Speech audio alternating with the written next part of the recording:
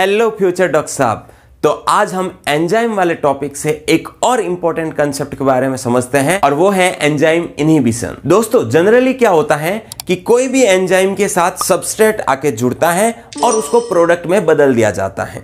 ठीक है, ये एंजाइम की जनरल रिएक्शन होती है। लेकिन अगर क्या हो कोई दूसरा मॉलिक्यूल एंजाइम के साथ आके जुड़े, जब कोई दूसरा मॉलिक्यूल एंजाइम से जुड़ता है तो एंजाइम की एक्टिविटी को वो ब्लॉक कर देता है। इससे जो है अब वो जो एंजाइम सबस्ट्रेट को प्रोडक्ट में नहीं बदल पाता, इसी को बोलते हैं एंजाइम इनहिबिशन और उस मॉलिक्यूल को बोलते हैं इनहिबिटर। अगर हम एंजाइम इनहिबिशन की बात करें तो ये जनरली दो टाइप्स का होता है, कॉम्पिटिटिव इनहिबिशन और नॉन कॉम्पिटिटिव इनहिबिशन। अगर हम कॉम्पिटिटिव इनहिबिशन की बात करें तो एक कंसेप्ट समझते हैं कि हमारा कंपटीशन किससे है, जो हमारे जैसे हैं।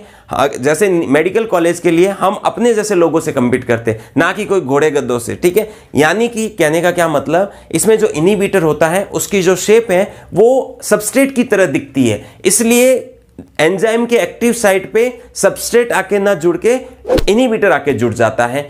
अब इससे क्या होगा कि एंजाइम की रिएक्शन जो है वहीं पे ब्लॉक हो जाएगी। अच्छा, इसमें एक अच्छी बात क्या है कि अगर हम सबस्ट्रेट की कंसंट्रेशन को बढ़ा दें, उसकी क्वांटिटी को बढ़ा दें, तो सबस्ट्रेट इनहिबिटर को ऑटोमेटिकली वहां से रिमूव कर देता है। कहने का मतलब कॉम्पिटिटिव इनहिबिशन जो है रिवर्सिबल प्रोसेस होती है। अब अगर बात करें नॉन कॉम्पिटिटिव की, तो यहां पे इनहिबिटर और सबस्ट्रेट दोनों सिमिलर साइज के नहीं होते हैं, सिमिलर शेप के नहीं होते हैं। तो इसमें क्या होगा, इनहिबिटर एंजाइम की किसी दूसरी जगह पे जाके जुड़ जाएगा।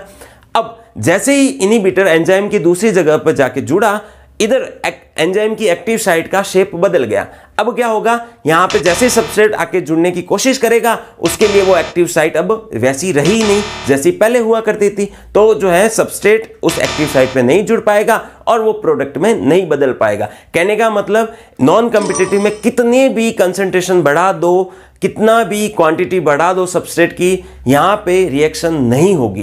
कहने का मतलब ये कैसी होगी, नॉन रिवर्सिबल टाइप की। तो आपको क्या याद रखना है, सबसे पहले कॉम्पिटिटिव इनहिबिशन और उसमें इनहिबिटर और सबस्ट्रेट एक जैसे दिखते हैं और एक ही साइट यानी कि एक्टिव साइट के लिए कंपीट करते हैं, जो कि रिवर्सिबल होती हैं। जबकि नॉन कॉम्पिटिटिव की बात करें तो यहां पे इनहिबिटर और सबस्ट्रेट अलग अलग तरह के दिखते हैं और अलग अलग साइट पे आके जुड़ते हैं, जो कि इररिवर्सिबल टाइप की होती हैं। अब आप कमेंट करके एक मुझे बताइए कि नॉन कॉम्पिटिटिव में इनहिबिटर एंजाइम के जिस जगह पे जाके जुड़ता है उस साइट को क्या बोलते हैं।